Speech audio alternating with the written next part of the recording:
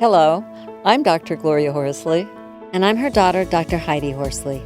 Heidi and I want to welcome you to Open to Hope Conversations, the podcast. We believe that the greatest gift you can give yourself after a loss is hope, using this moment to connect with others who have not only survived but thrived. So let's get started.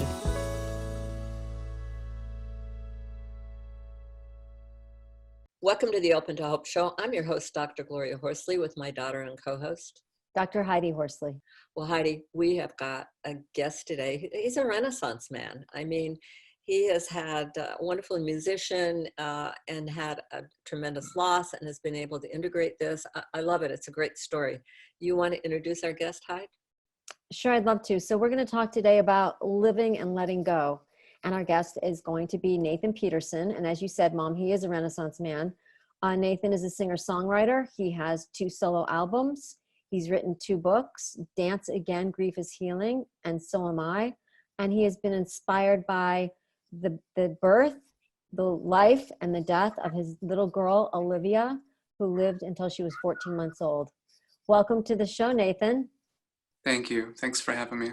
It's so great to have you on today. And I was so inspired by the story of Olivia and how you knew that she had a genetic issue, and you knew in utero that she probably would not live at all, and decided to go through the pregnancy. And what a story.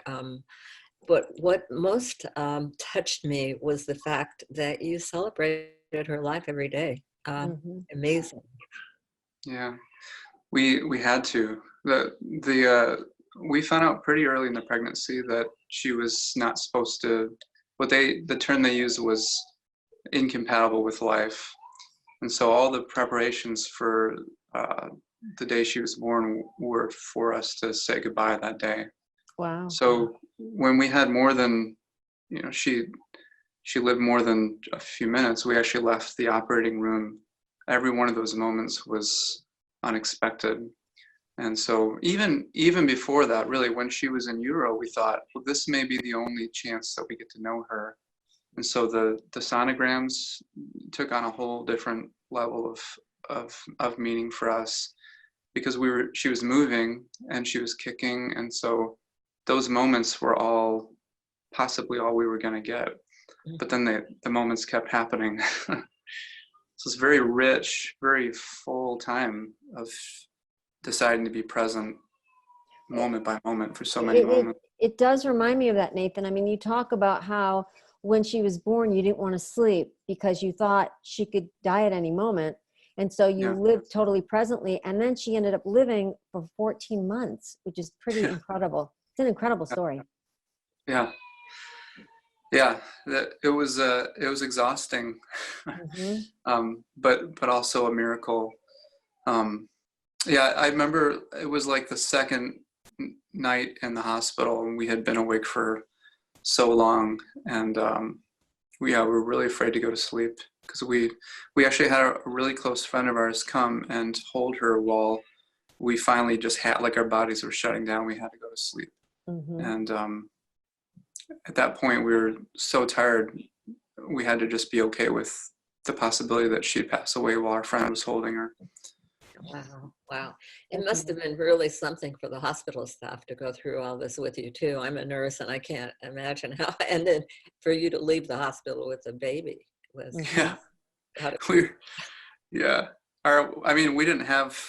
weren't really set up very well for it at home, because we just weren't expecting to bring her home. So it was, we were surprised. The staff was surprised.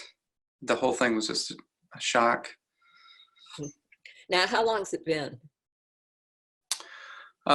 She passed away March of 2016. So we're just about to celebrate her 3-year, called her death day. But we just celebrated her 4-year birthday. Wow. Did you have other siblings? Yeah, 4. Oh my goodness. Yeah. She's the youngest? Actually, there's one younger. His name's Ben. And we've got a 12-year-old, an 11-year-old, a 6-year-old. Libby would be 4 now. And then Ben, who's 2. Wow. Wow. Well, I want to talk about your story and how you have written songs for her. You were a songwriter before she died, right? Yeah. Did you have any time where you had to stop creating for a while? Yes. Yeah. Um, sort of. It morphed into a new format.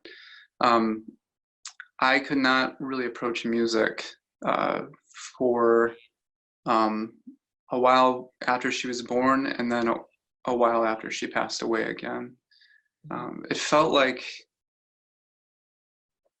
too maybe too familiar of a medium to express things that were so inexpressible, and it was like we needed a way to express that was more raw than our training, Mhm. if that makes sense. So my wife's a pianist, and she wasn't playing piano during those times either. She was painting instead. And I was doing more writing of words than just music. And so Oh, yeah. that's where the books came from. I think art is a really useful way to digest life Mhm. and just to make sense of things. And when things become so huge and so nonsensical, um, sometimes it's almost more helpful to have an art form that you're not very used to, so that it can reflect the mess. So for me, all I could do was words. I definitely couldn't try to make a song out of it. And Heather was painting a lot, and she was doing different types of projects that she hadn't really done much of in the past. Mhm. Mhm. I love how you were both expressing yourself creatively and dealing with your grief through creative outlets. Yeah, yeah, I had to come out some way. Right. Now, And there were other ways that came out too. I mean, especially, we went through, I think, two really major periods of grief. One was immediately after we found out we were about to not only have a child who was probably gonna die, but also have a severely disabled child. So we were grieving the loss of an idea of what life was going to be for Mm. us. I was grieving the loss of my career. I didn't know if I was going to get to um, keep playing music, or I didn't know. And really, throughout her life, we were grieving the loss of control over so many things that we took for granted. Like, we were sleeping an hour or two a night most nights. Wow. So grieving the loss of control over our schedule, and Mhm. um, couldn't maintain relationships. All we Mhm. could do was just what was necessary to keep our family and from falling all the way apart. We had to be okay with being pretty dysfunctional for a while. wow. I like that Me too. idea, being okay with being dysfunctional. I Yeah. love it. When did you write the music about the experience, about Olivia? When did you start writing those? I think about it was probably I'm guessing 3, 4, or 5 months after she passed away. Um, I sat down to write, and these songs on so this is Dance Again, the album Dance Again. This album I wrote during really I started writing it the day after she passed away, because I wrote an album and a book both called Dance Again, and those sort of are my experience of those months after her passing. But the first song on the album is called Dance Again, and it's a song about I sat down and I was like, I guess I need to get back to work. I don't feel like doing it. And so what came out was a song about how I didn't want to write any more songs.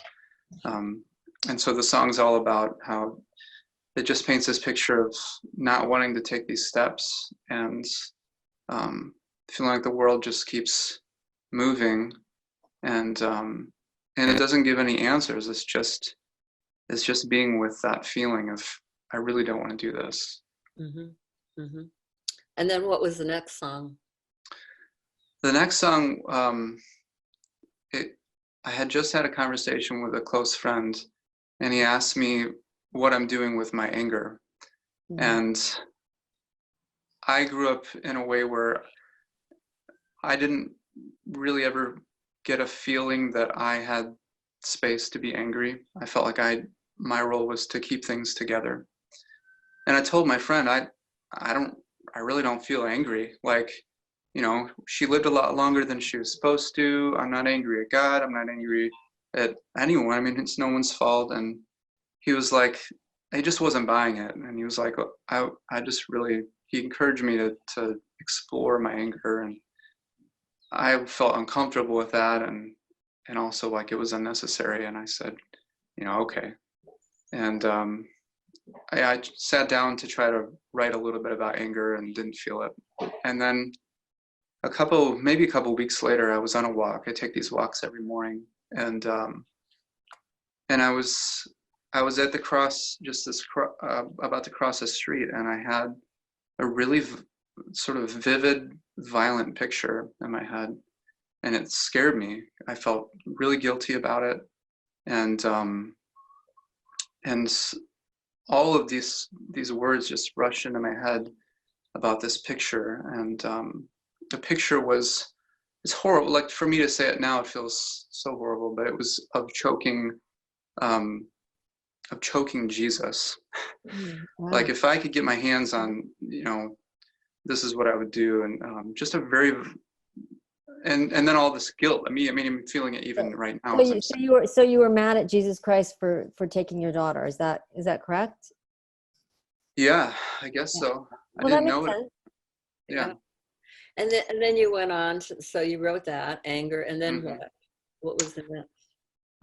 The song after that was, it's called "Don't Rush to Get Up," and it really follows up in that song a lot because it's written to the man who is consumed with anger and hate and rage, and it's kind of looking down at that man and saying, you're just fine. Like, where you are and the ways that you're feeling, the hate and the anger and the guilt about it, and all of it is perfect. It's just where you are.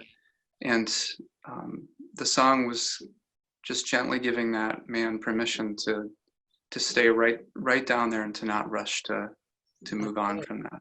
I love it. Don't Me rush too. up.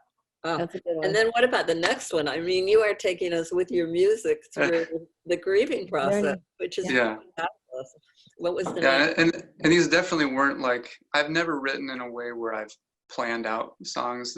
My songs and writing style has always been more reactive. It's just like, oh, I guess this is how I'm feeling. The next song was called "Cry," and I was with my wife, and it was one of the evenings, and we were crying a lot, and the song chorus just came to my head, and it's sort of a picture of walking into our bedroom where Livy's crib still was after she passed away, and it's a picture of, specifically, I think, a mother, or it could be me, a father, listening and looking for our child, and her not being there, and swearing that we heard her. Like, so many times I thought I heard her voice. And then the chorus is really just very gently giving permission to just, again, to be right there, and to let crying and tears be a healing action, a healing experience. I love that. Let's hear that song, "Cry."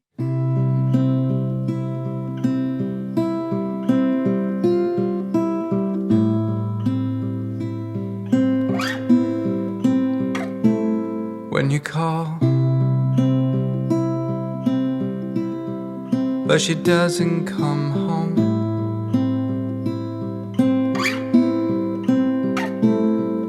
When you swear that you hear her voice, but she's nowhere to be found. When all you have is reminders that she's gone.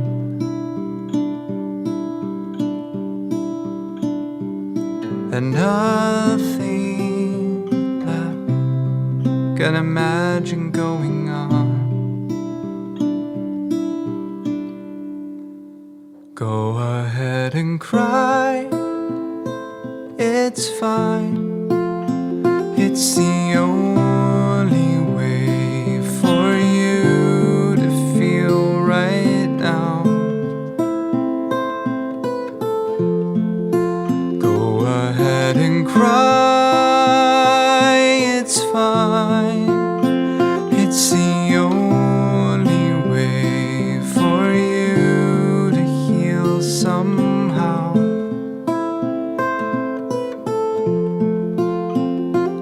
When it's cold and it's never gonna change,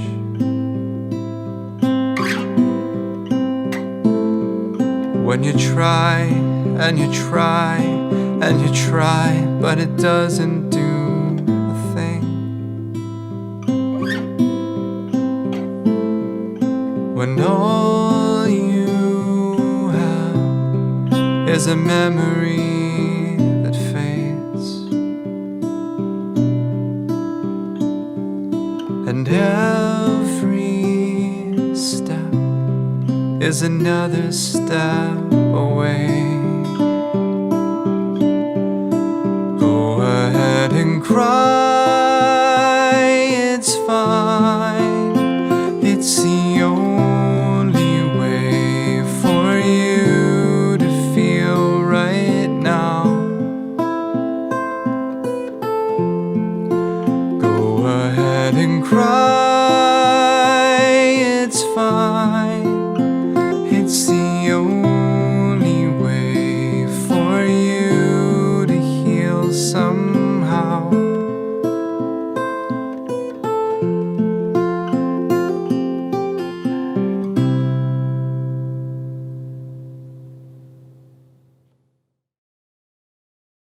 Oh, Nathan, that's a great song, isn't it, Heidi?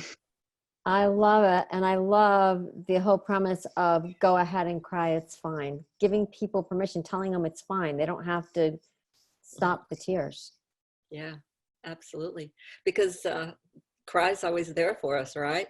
Even now, doesn't matter how many years, how many, it's still there for us. Yeah. Well, and I think, Nathan, sometimes men especially are given messages. Don't cry, be a man, suck it up, walk it off. Big boys don't cry. So I Yeah. think you as a guy singing these words is pretty powerful. Yeah. When Livy was alive still, I sat with a friend who had just gone to a funeral of a mutual friend whose adult daughter passed away tragically.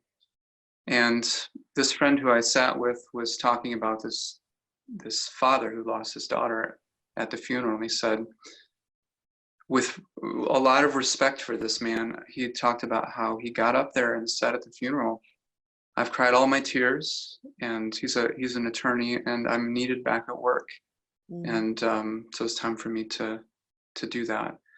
And my friend was so impressed and just glowing about this guy. And I was listening and I was thinking, I don't know if I'll be able to do that when Olivia dies, whenever that is. And maybe a month or two later, that mutual friend of ours attempted suicide. And thankfully, it was not successful. But it was just it was a good lesson for me and our whole community. Right. You can decide not to cry or decide not to process or not to be with the process, but at some point your body will take over. You have to be where you are. What album is it that cries on? It's on Dance Again. Grief is Healing. I love that. Dance Yeah. Again. Feeling. Yeah. That's such an important tagline. I will say I can do a little bit of summing up, because the final song on that album, there's one more track and it's called Marathon. And Marathon, the chorus of Marathon is so important to me. I feel like it sums up so much of what I learned from Olivia and from losing Olivia. So I'll just say the words of the chorus. It's just a bunch of lines, but it says, "It's not a marathon. You don't have to be strong. It's okay to fall apart. You can only be where you are. You don't have to control the waves that will come and they will go. It's not a marathon." I think that you mentioned the tagline, "Grief is healing," and I wrestled with the tagline for a long time, trying to figure out what to put as a tagline, and it had like a father's love for his, grieving his daughter, and all these different things. And eventually, I came down to, this book is about grief and healing, and so the tagline was going to be "Grief and Healing." And on one of my walks, it just hit me like, oh, like, no, grief and healing are inseparable. There's no way to heal without grieving, and there's no way to really grieve without healing. Grief is healing, and that was such an important moment for me to realize that if I want to avoid the grief process, then I'm choosing to step away from a process of healing that is designed to bring healing to myself. So there's my advice. Lovely. I loved it. Your advice is seminal. So could you tell us what you're up to now? Or you got some new projects going, you or your wife, and what's up with the family? Well, we had another child. His name's Ben. And we actually found out that we were pregnant with him. It was a surprise, and a surprise that we were not ready for. There was a lot of fear and even anger, because it was really close to after Olivia passed away. And it turns out that Ben's favorite thing to do is to dance. And so this dance again idea became literal, very literal. It was supposed to be a metaphor, but dancing again with Ben has been a really important part of our healing. Wow. And also with Ben, when we found out we were pregnant with him, I was really, really, really scared about Olivia's place in my heart. Mm-hmm. I was so scared of the picture. Actually, the picture in my head was of dancing with a different baby in our living room in the middle of the night, the way that I did it with Olivia. And there was no part of me that I didn't want to fill that space. I wanted that I wanted her to be our last baby because of that. And I had that fear all the way until the moment Ben was born. And the moment he was born, it was just like a switch. And there was a new category, a new space for a new person. And Olivia's space was left just for her. That was really important. Well, thank you so much for being on the show today. Thanks everyone for watching and listening to the show today. And Heidi and I want to remind you that if you've lost hope, please lean on ours until you find your own. God bless. I'm Dr. Heidi Horsley. You have been listening to Open to Hope, the podcast. You can follow Open to Hope on Facebook, Instagram, and Twitter. To learn more, visit us at opentohope.com and go to Apple Podcasts to subscribe. I'm Dr. Gloria Horsley. Join us again next week for another Open to Hope conversation, where we invite you to lean on our hope until you find your own.